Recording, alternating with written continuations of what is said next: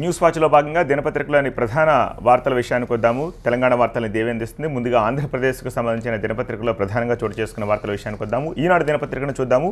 ఈనాడు దినపత్రికలో చాలా వార్తలు ఉన్నాయి, కానీ 3 ప్రధాన వార్తలు మనకు ప్రత్యేకంగా కనిపిస్తున్నాయి. అందులో హోదాకు సంబంధించిన వార్తను చూడొచ్చు. ఇక ఏ రాష్ట్రానికి ప్రత్యేక హోదా లేదు అంటూ కేంద్ర మంత్రి రావ్ ఇంద్రజిత్ సింగ్ చేసిన వ్యాఖ్యలు కనిపిస్తున్నాయి. దానికి సంబంధించిన వార్త. ఇకపై ఏ రాష్ట్రానికి ప్రత్యేక హోదా ఇచ్చే ఉద్దేశం లేదని కేంద్ర ప్రభుత్వం స్పష్టం చేసిన వార్త అది.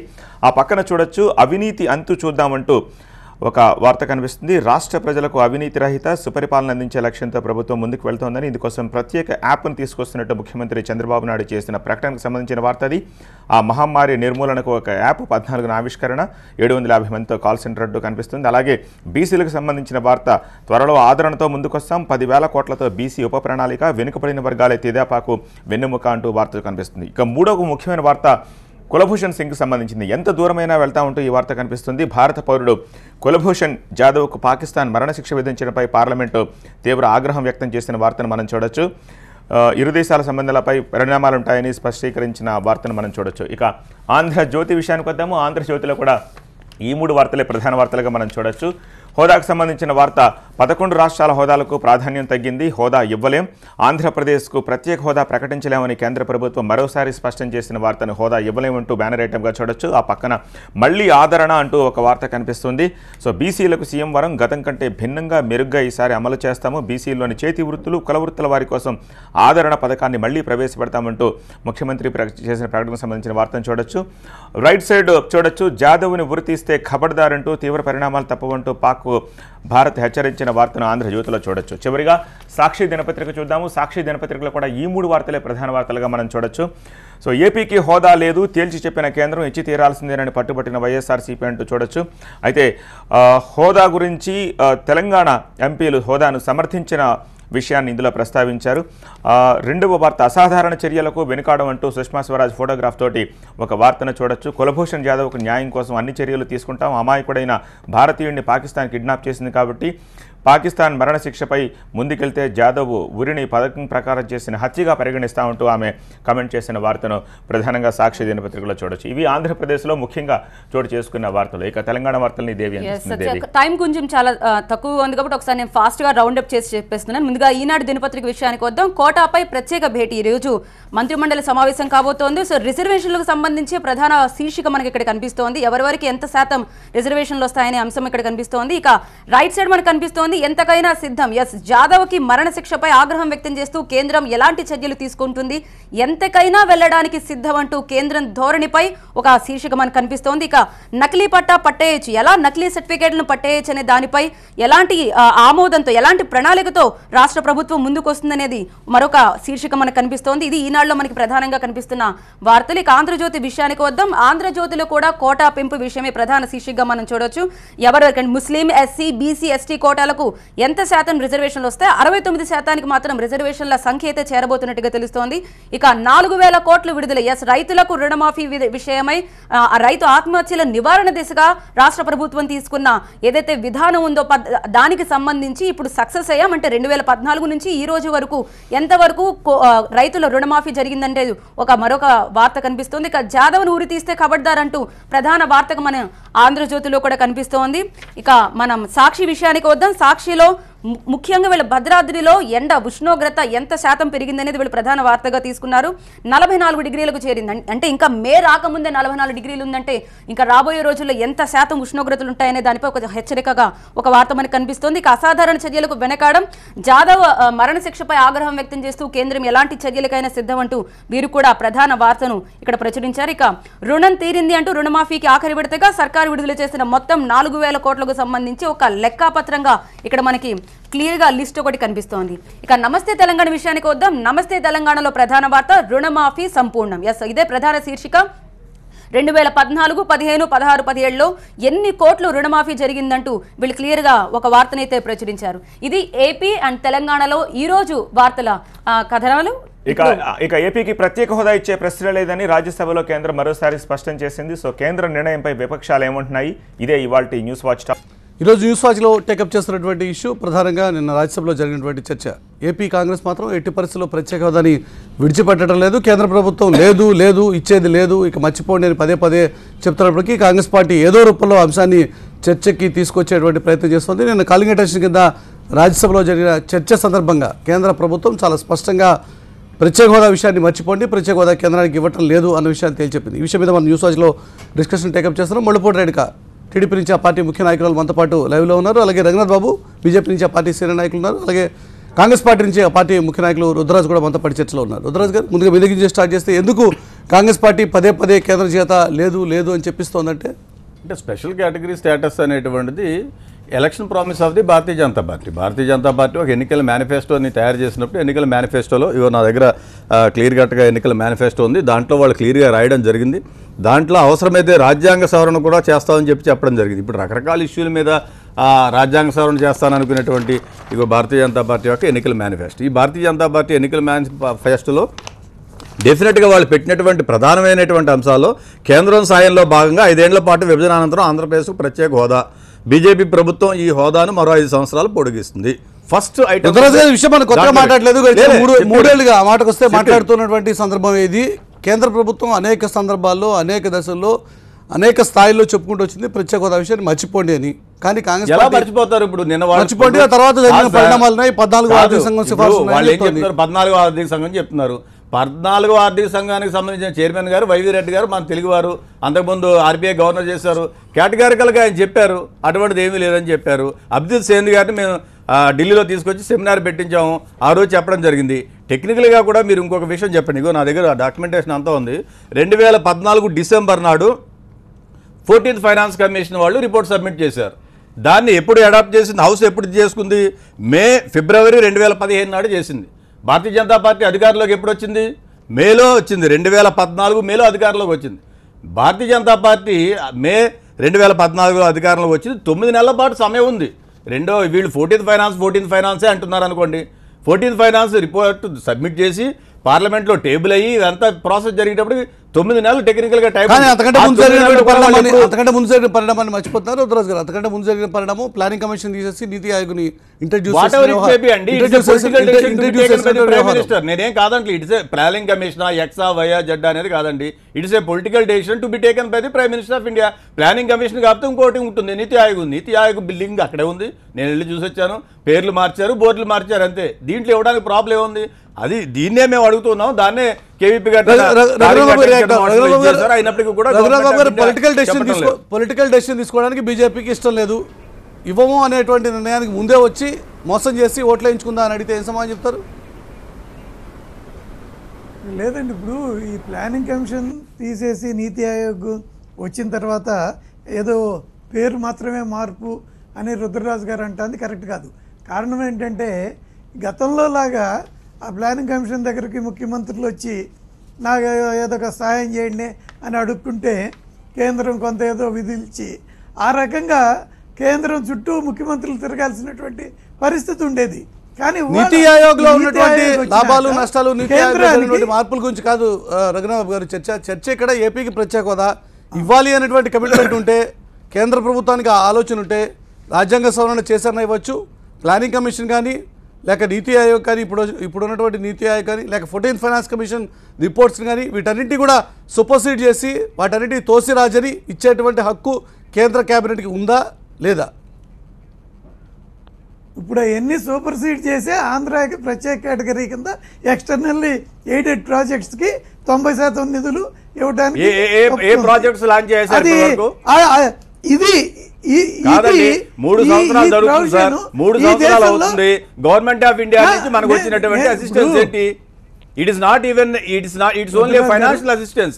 Government of India finance minister గారు అఫీషియల్ గా చెప్పింది it's only financial assistance.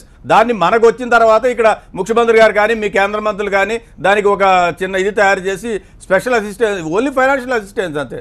Package అనే మాట కూడా ఎక్కడ లేదు, స్పెషల్ ప్యాకేజ్ అని కూడా ఎక్కడ లేదు, స్పెషల్ ప్యాకేజ్ అనే మెన్షన్ కూడా ఎక్కడ లేదు. Okay, financial assistance okay. ఇప్పుడు మనకు కావాల్సింది ఏంటి? ఫైనాన్సే కదా. కాదు, ఈ కవర్ దాన్ని కూడా రాష్ట్రానికి నిధులు బిల్లులో కావాలి. ఉన్నటువంటి అంశాలు అనే- ఇస్తున్నారు సార్. అనే వేరే ఆ సాయం కావాలి. కాదు ఏంటి వేరే కావాలి? ఏది కొత్తది ఇవ్వలేదు ఇప్పటి వరకు. మీరు బిల్లులో ఉన్నటువంటి అంశాలే ఇచ్చారు.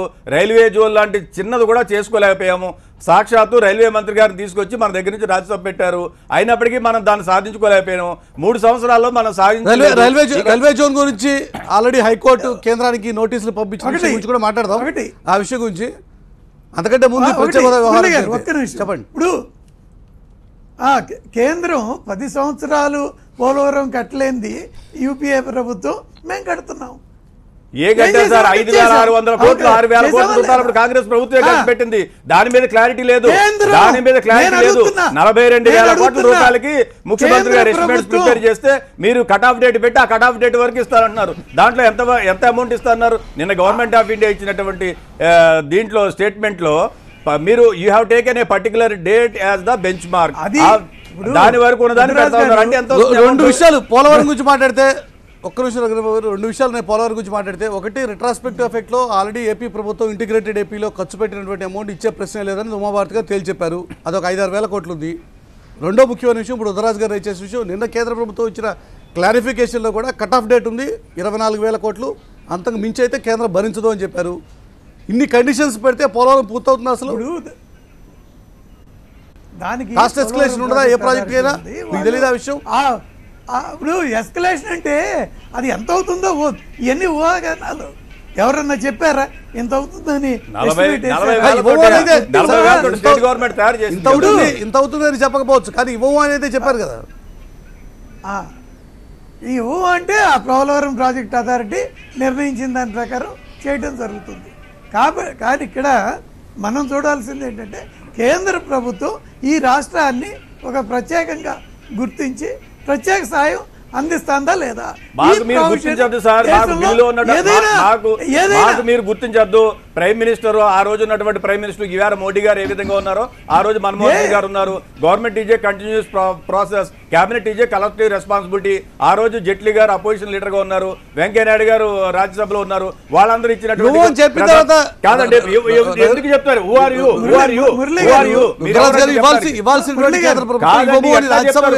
లెజిటిమేట్ గా రావాల్సినటువంటి? ఒక్క నిమిషం ఈ విషయంలో కేంద్ర ప్రభుత్వం ఇవ్వాల్సిన కేంద్ర ప్రభుత్వం ఇవ్వము అనే విషయం పార్లమెంట్ లో కాదండి.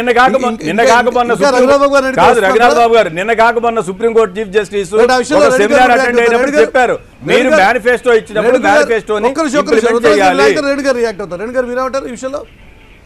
కాంగ్రెస్ పార్టీ పదే ఏదో రూపంలో ప్రైవేట్ కావచ్చు, నిన్న కాలింగ్ పదే ఇష్యూ తీసుకొస్తూనే ఉంది. కాంగ్రెస్ పార్టీ ఇచ్చేది లేదు అని కేంద్ర ప్రభుత్వం తేల్చి చెప్పింది. మరేంటి మురళి గారు చెప్పండి.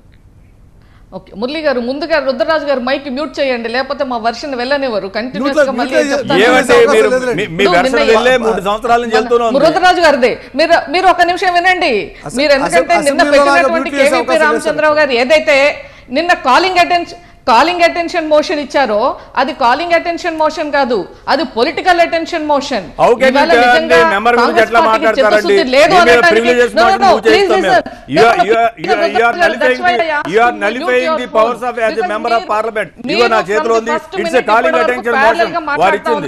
ఇప్పుడు మీరు వినండి రుద్రరాజు గారు, మీరు అలా కంటిన్యూస్ గా మీరు డిస్టర్బ్ చేస్తే ఏమి నా వర్షన్ వెళ్ళదు. దయచేసి మీరు యూ షుడ్ ఆల్సో బి మీరు ఇంత ముందు కూడా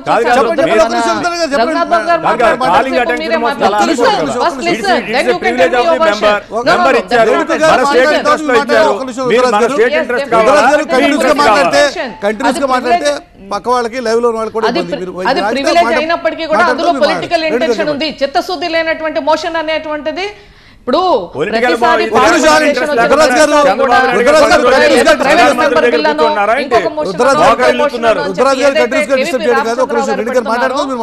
కాంగ్రెస్ పార్టీకి చిత్తశుద్ధి లేదు అనడానికి మనకు అనేక సందర్భాల్లో రుజువైనటువంటి పరిస్థితి. నిజంగా మీకు చిత్తశుద్ధి ఉండుంటే ఆ రోజు చట్టంలో పెట్టేవారు. 10 సంవత్సరాలు మీరు అధికారంలో ఉంది, 5 సంవత్సరాల కంటే ముందరే మేము రాజకీయంగా ఈ యొక్క రాష్ట్ర విభజన చేయాలి అని నిర్ణయం తీసుకున్నామని చెప్పి జయరాం రమేష్ గారు చెప్పారు. వినండి రుద్రరాజు గారు, మీరు అలా మాట్లాడుతూ ఉంటే ఇంకా నేను ఇక్కడ మైక్ తీసేస్తాను, ఉపయోగం ఉండదు. ఎందుకంటే ఆ రోజు జయరాం రమేష్ ఏం చెప్పారు తన పుస్తకంలో, మేము రాజకీయంగా నిర్ణయం 2009లోనే తీసుకున్నాము తెలంగాణ రాష్ట్రం ఇవ్వాలి అని చెప్పి ఆయన పుస్తకంలో చెప్పినటువంటి పరిస్థితి. పుస్తకాల గురించి నిన్న ఎవరు మాట్లాడారు? మన రాష్ట్రానికి ఇన్ఛార్జ్ గా ఉన్నటువంటి దిగ్విజయ్ సింగ్ సిడబ్ల్యూసీ మీటింగ్ లో ఉన్నటువంటి తీర్మానాన్ని చదివినటువంటి దిగ్విజయ్ సింగ్, అలాగే ఎవరైతే చిదంబరంతో పక్కన ఉండి రుద్రరాజ్ గారు this is not fair, please listen, no no no this is not fair. మీరు నిన్న ఎవరు ఆజాద్ ఏమన్నారు? నిన్న ఎవరైతే చిదంబరం మీద ఒత్తిడి తీసుకొని వచ్చి ఈ యొక్క ప్రత్యేక రాష్ట్రం యొక్క ప్రకటన చేసే ముందు ఒత్తిడి తీసుకొచ్చినటువంటి ఆజాద్ మాట్లాడతారు, జయరాం రమేష్ మాట్లాడతారు. ఎవరైతే ఈ యొక్క రాష్ట్ర విభజనలో కీలకమైనటువంటి పాత్ర పోషించారో ఆ నాయకులు నిన్న పార్లమెంట్లో మాట్లాడటం అంటే అది ఒక ఏ విధమైనటువంటి నైతిక హక్కు వాళ్ళకు ఉంది అనేటువంటిది మనం గమనించాలి. నిజంగానే వీళ్ళకు ఉండుంటే ఆ రోజు 10 సంవత్సరాలు ఉన్నప్పుడు కానీ, అలాగే మీరు ఫిబ్రవరి 20న మీరు రాష్ట్ర విభజన ప్రకటన చేశారు పార్లమెంట్లో, మరి మీరు మార్చి 30 వరకు మీరు క్యాబినెట్ రెజల్యూషన్ ఎందుకు పాస్ చేయలేదు?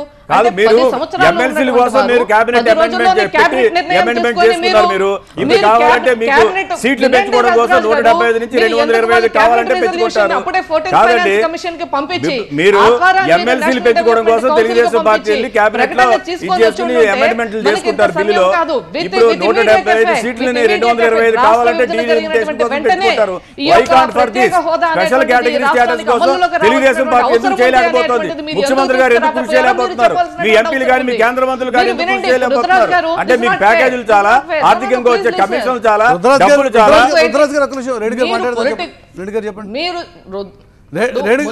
కాంగ్రెస్ పార్టీ తిట్టడమే ముఖ్యమా? మీ స్టాండ్ చెప్పండి. తెలుగుదేశం పార్టీ యొక్క స్టాండ్ చెప్పండి. కేంద్ర ప్రభుత్వం మాట తప్పిన విషయాన్ని నిలదీయడం ముఖ్యమా? ఏది ముఖ్యం అంటారు? కాంగ్రెస్ పార్టీని తిట్టడం ముఖ్యమా? కేంద్ర ప్రభుత్వం మాట తప్పిన విషయాన్ని నిలదీయడం ముఖ్యమా? ఒక్క నిమిషం మురళి గారు దయచేసి ఇంటర్వ్యూ అవ్వద్దు. ఎందుకంటే రుద్రరాజు గారు, ఇప్పుడు ఒక వ్యక్తి మనకి 1000 రూపాయలు ఇస్తానని హామీ ఇచ్చారు, తర్వాత నవంబర్ 8న డిమానిటైజేషన్ ఎఫెక్ట్ వచ్చింది, 1000 రూపాయల నోట్లు పాత 500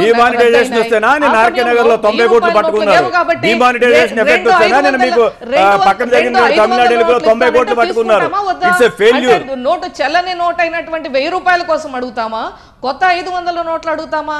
ఒక లాజిక్ ఉండాలి. రుద్రరాజు గారు ఏదో ఇప్పుడు మీరు ప్రజల్లోకి వెళ్ళడానికి అంశాలు లేవు కాబట్టి ఈ యొక్క ప్రజలకు నష్టం జరిగేటువంటి మరొక అంశాన్ని మీరు తీసుకొని మీరు చెప్పండి. తెలుగుదేశం పార్టీ నుంచి అఫీషియల్ గా చెప్పండి, ముఖ్యమంత్రి గారి ప్రస్తావన పెట్టి నేను I am not for special category status చెప్పి మీరు ఎన్నికల రండి చూద్దాం. మీరు ఈ రాష్ట్ర ప్రజలకు మరొకసారి అన్యాయం చేసి మీరు ద్రోహం మీరు చేస్తున్నారు ద్రోహం. కాంగ్రెస్ పార్టీ చేయలేదు, తెలుగుదేశం పార్టీ మీకు ఇచ్చేటువంటి కాంట్రాక్టుల కోసం, వర్కుల కోసం, దానికోసం మన రాష్ట్రం యొక్క పరువు ప్రతిష్టని భారతీయ జనతా పార్టీ దగ్గర నేషనల్ లో తాకట్టు పెట్టినటువంటి సంగతి అందరికీ తెలుసు. ప్రజలందరూ అనుకుంటున్నారు స్పెషల్ కేటగిరీ స్టేటస్ అనేది it's an issue to be address. ఇది ఏంటి రుద్రరాజు గారు? మీరు మురళి గారు ప్లీజ్ మీరు ఆ రుద్రరాజు గారిని చేయకపోతే ఉపయోగం లేదు ఈ చర్చ ద్వారా. ఇప్పుడు ఏదైతే పేజ్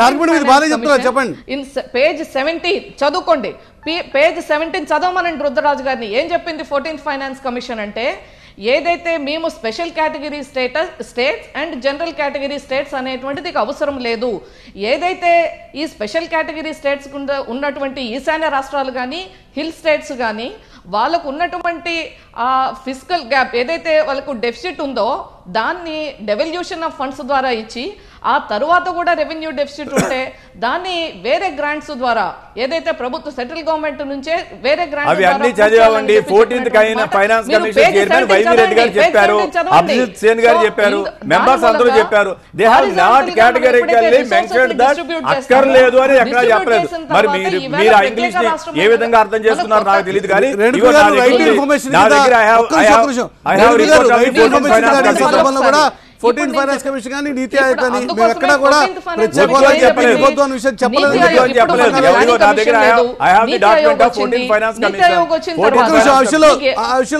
నా దగ్గర కూడా ఉంది. రఘురాజ్ బాబు గారు మాట్లాడతారు. రఘురాజ్ గారు అల్టిమేట్గా ఇవ్వకూడదని మీ ఆలోచన, దానికి కారణాలు ఒక్క నిమిషం రెడ్డి గారు చెప్పారు కదా ఒక్క నిమిషం. రుద్రరాజ్ గారు మీరు కూడా ఒక నిమిషం. రుద్రరాజు గారు మాత్రం ఆపాలండి, మాట్లాడుతున్నాను సార్. రఘురాజ్ బాబు గారు మీరే చెప్పాలి. ఇవ్వకూడదని మీ ఆలోచన, దానికి 14th finance commission planning commission అనేది బహానాలు వెతుకున్నారా? మురళి గారు, ఈ రాష్ట్రం అదే ఆర్థిక లోటులో ఉంది, ఎందుకంటే ఆదాయం తగ్గింది. ఈ లోటును పూడ్చాలి. 2 రకాలు.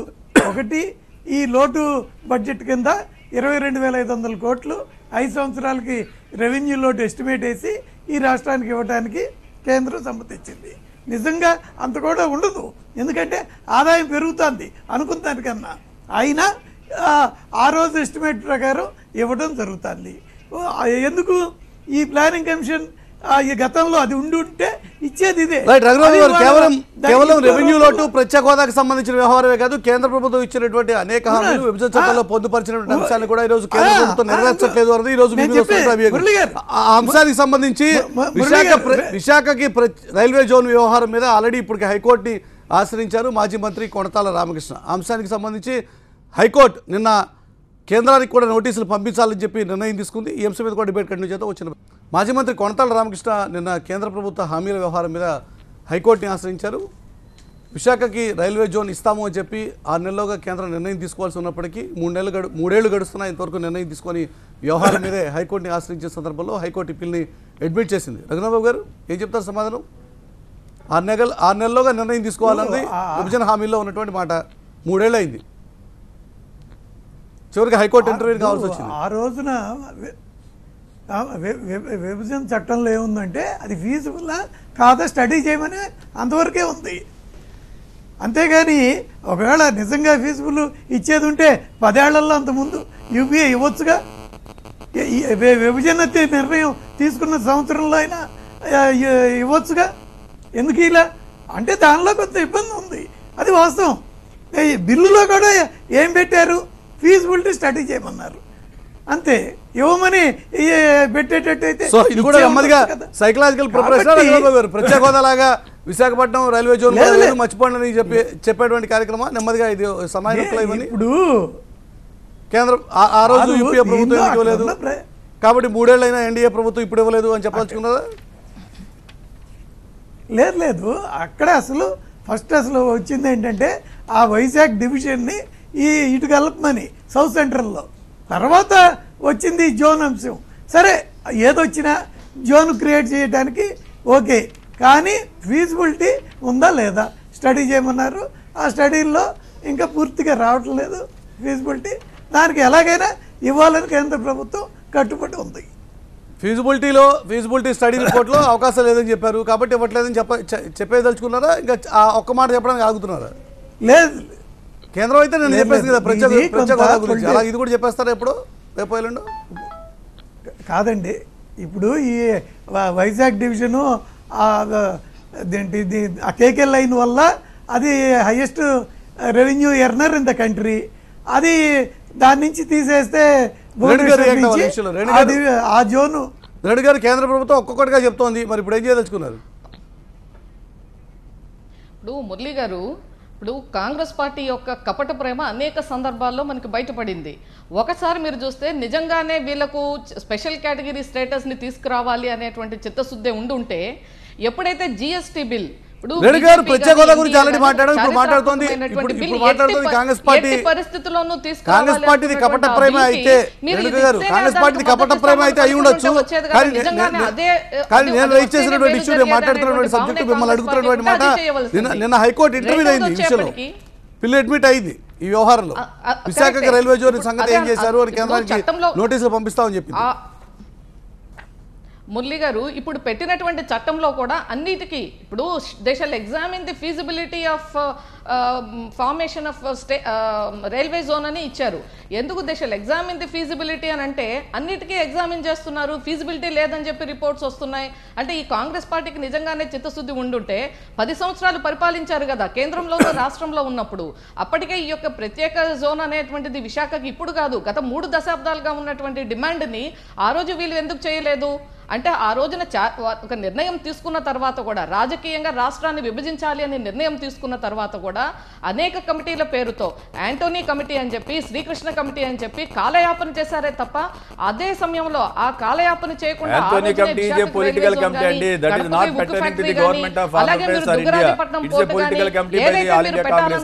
పెట్టుబడులను కూడా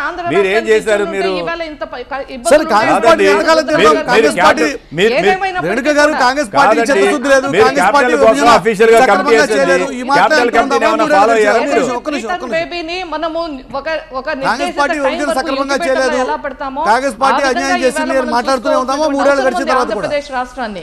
కాబట్టి ఇప్పటికైనా కూడా కాంగ్రెస్ వాళ్ళకి నిజంగా చిత్తశుద్ధి ఉంటే మీ సోనియా గాంధీ గారికి అక్కడ ఉన్నటువంటి ఇన్ఫ్లుయెన్స్ అంతా వాడి మరిన్ని నిధులు, మరిన్ని ప్రాజెక్టులు, మరిన్ని పెట్టుబడులు ఈ రాష్ట్రానికి వచ్చేటువంటి విధంగా మీకున్నటువంటి అన్నిటినీ కూడా వాడి ఈ యొక్క ఆంధ్రప్రదేశ్ రేణుక గారు కాంగ్రెస్ పార్టీని 3 ఏళ్ల తర్వాత కూడా తిడదామా?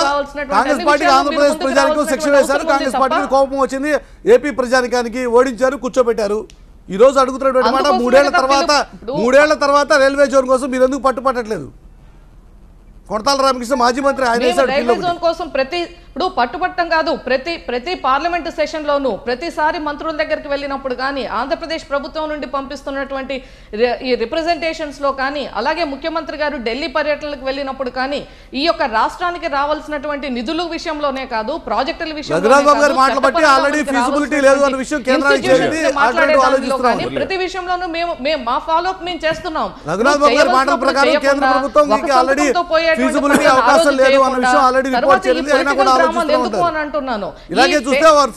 ఈ రోజు ఏదైతే చేస్తున్నారో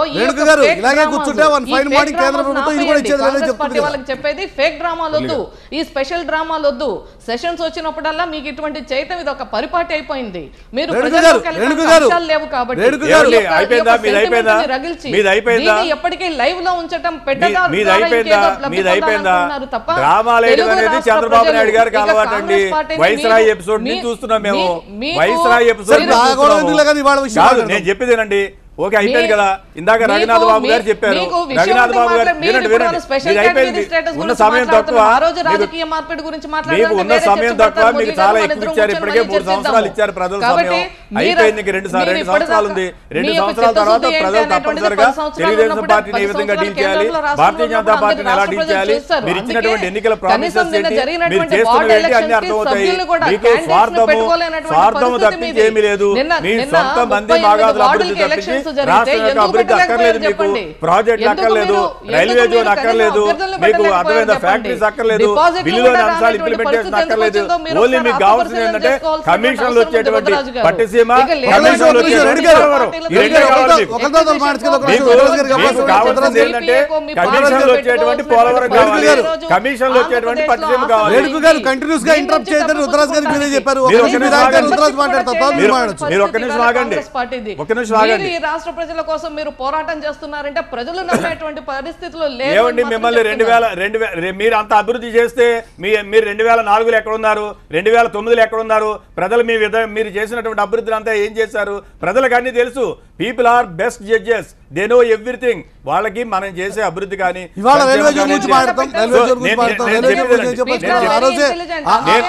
ఆ రోజే పరిశీలించమని కాంగ్రెస్ పార్టీ బిల్లులో పెట్టింది కానీ కాదండి. Bharatiya Janata party 6 నెలల్లోగా feasibility report Bharatiya Janata party ఈ సెషన్ లో లోక్సభలో 20 బిల్లులు పాస్ చేసింది, రాజ్యసభలో 14 బిల్లులు పాస్ చేసింది. బిల్లులో ఉండేటువంటి లాంగ్వేజ్ టెర్మినాలజీ ఏ విధంగా ఉంటుంది? పార్లమెంటరీ అఫైర్స్ మినిస్టర్ ఉన్నారు వెంకయ్యనాయుడు గారు, వారికి అన్ని తెలుసు. వాటిని బట్టి పెట్టారు. మేము వీఆర్ ఫర్ దట్. అక్కడ భారతీయ జనతా పార్టీకి చెందినటువంటి సాక్షాత్తు ఎంపీ గారు ఉన్నారు, భారతీయ జనతా పార్టీకి చెందినటువంటి రాష్ట్ర అధ్యక్షుడు హరిబాబు గారు ఉన్నారు.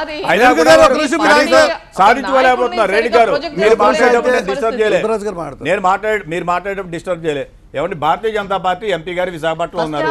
It's a promise. Bharatiya Janata party తీసుకొచ్చి వారిని ఇక్కడ నుంచి కేంద్రంలో మంత్రిగా పెట్టారు. అయినా కూడా చిన్న ఆర్డర్ కూడా ఇప్పటివరకు తేలాయిపోయారు. వాజ్పేయి గారు భారత ప్రధానిగా ఉన్నప్పుడు పబ్లిక్ మీటింగ్లో అనౌన్స్ చేశారు ఒక జోన్. కావాలంటే రికార్డులు వెరిఫై చేయమండి, వారి దగ్గర అధికారం ఉంది. Prime minister of India has announced ఈ పర్టికులర్ జోన్ని నేను జోన్ తయారు చేస్తున్నానని చెప్పారు. 3 సంవత్సరాలు అయిందండి, చేయలేకపోయారు. పక్కనున్నటువంటి దుగ్గరాజపట్నం పోర్టు చేయలేకపోయారు. మనకు వచ్చేటువంటి ఇంకో పోర్టు ఉంటే అడిషనల్ పోర్టు తమిళనాడు తీసుకుపోయింది 25,000 కోట్లు 30,000 విశాఖపట్నానికి మనకి కడపకి ఉప్పు ఫ్యాక్టరీ అన్నారు, దాని తేలాపోయారు. బిల్లులు అంశాలు ఏమి తేలాపోతున్నారు? మీకు పోలవరం డబ్బుల కోసం తప్పించి అదేవిధంగా డబ్బుల కోసం తప్పించి మీకు బిల్లులో ఉన్నటువంటి సోనియా గాంధీ గారి గురించి మాట్లాడారు. ఆవిడ సోనియా గాంధీ గారు జూన్ ఏమయ్యారు? నిన్న మా పార్లమెంట్లో మాట్లాడినటువంటి పెద్దలు ఏమయ్యారు? కపట ప్రేమ ఈ రాష్ట్రం పట్ల రేణుక గారు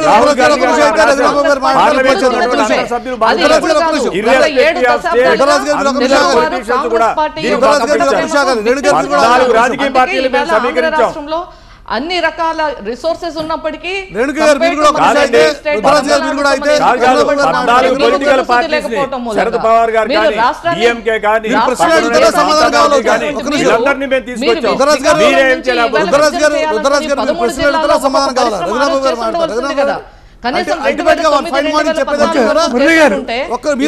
అభివృద్ధి చెందేది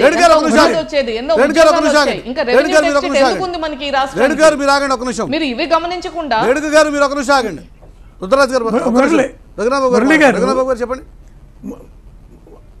మురళి గారు వైజాగ్ రైల్వే జోను ఇవ్వడం జరుగుతుంది. అది ఎలాగా ఇవ్వాలి అనే దాని మీద ఇంకా కింద మీద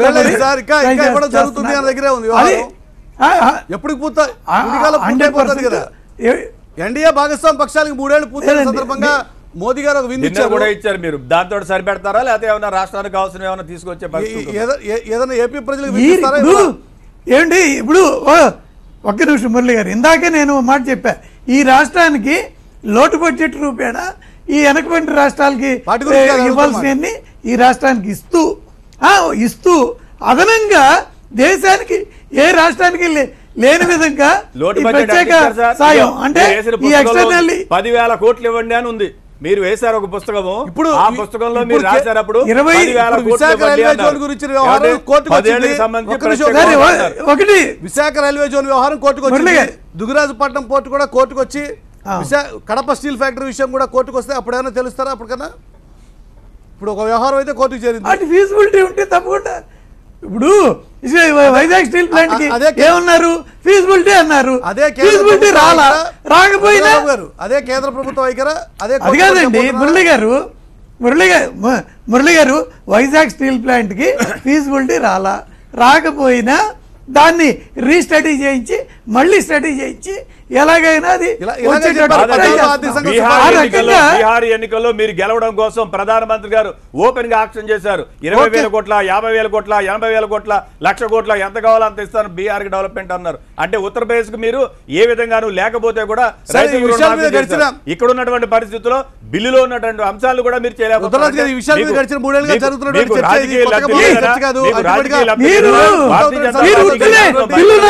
ఈ రాష్ట్రంలోని ప్రజలు భారతదేశంలో ఈ రకమైనటువంటి చర్చలు రాబోయే కాలం ఇంకా ఎంతకాలం పాటు ఎన్నేళ్ల పాటు ఈ చర్చలు ఇలాగే కొనసాగించాలో చూద్దాం. 3 ఏళ్ల నుంచి గడిచిన ఈ 3 ఏళ్ళుగా ఈ అంశాల మీద చర్చ కొనసాగుతూనే ఉంది. పరిణామాలు ఏ రకంగా మారబోతున్నాయో కూడా చూద్దాం. చర్చలు పాల్గొన్న ముగ్గురు నాయకులు కూడా ధన్యవాదాలు. ఇది వాళ్ళ న్యూస్ వాచ్ మనం కలుసుకుందాం. చూస్తూనే ఉండండి.